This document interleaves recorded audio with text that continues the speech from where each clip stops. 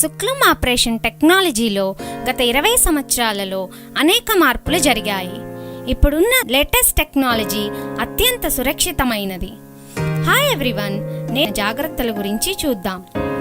ఈ ఆపరేషన్ అయిన తర్వాత మీరు అరగంట నుంచి 2 గంటల పాటు ఆసుపత్రిలో ఉండవలసి ఉంటుంది. మీరు హాస్పిటల్ నుంచి ఇంటికి వెళ్ళటానికి మీకు సహాయకుని అవసరం ఉంటుంది. ఆపరేషన్ ముగిసిన తర్వాత కట్టు వేయబడుతుంది. ఈ కట్టును 6 గంటల నుంచి 12 గంటల పాటు ఉంచవలసి ఉంటుంది.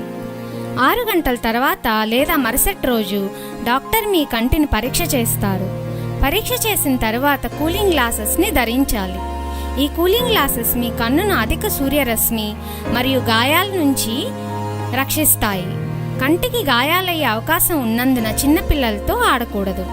రాత్రిపూట వారం రోజుల పాటు షీల్డ్ని పెట్టుకోవాలి. ఈ షీల్డ్ మీ కన్నుని గాయాల నుంచి రక్షిస్తుంది. మీరు శస్త్రచికిత్స తర్వాత మొదటి రోజు నుండే మెడ క్రింది నుంచి స్నానం చేయవచ్చు. కానీ 3 నుంచి 4 వారాల పాటు తల స్నానం చేయకూడదు. మీ ముఖాన్ని పరిశుభ్రమైన గుడ్డతో తుడవండి. ఈ ఆపరేషన్ తర్వాత మీ కన్ను కోలుకోవడానికి వారం నుంచి 4 రోజులు పడుతుంది. మీ కన్ను కోలుకుంటున్న సమయంలో మసక, కొద్దిపాటి ఎరుపు, నీరు కారటం, గుచ్చుకున్నట్లు ఉండటం సహజం. మీ కంటికి ఇంజెక్షన్ ద్వారా మత్తు ఇచ్చినట్లయితే కన్ను చుట్టూ నలుపు ఉండటం సహజం. అయితే ఈ నలుపు నిదానంగా తగ్గి సాధారణ స్థితికి రావటానికి వారం నుంచి 10 రోజులు పడుతుంది. మీ డాక్టర్ సలహా మేరకు మీరు చుక్కల మందులు 4 వారాల నుంచి 6 వారాల పాటు వాడవలసి ఉంటుంది. చుక్కల మందులు వేసే ముందు తప్పనిసరిగా చేతులను సబ్బుతో శుభ్రపరచుకోవాలి.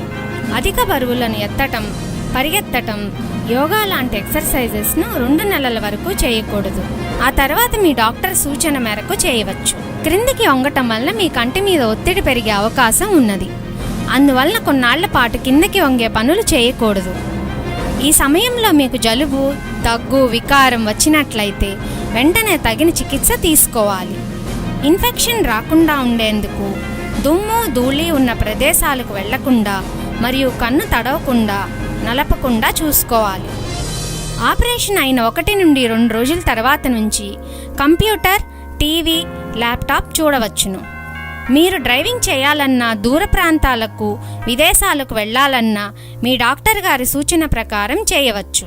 మీరు చేసే పని ఇండోర్ వర్క్ అయితే కొద్ది రోజులలో పని ప్రారంభించవచ్చు. అవుట్డోర్ వర్క్ అయితే కొన్ని వారాల పాటు విశ్రాంతి అవసరం.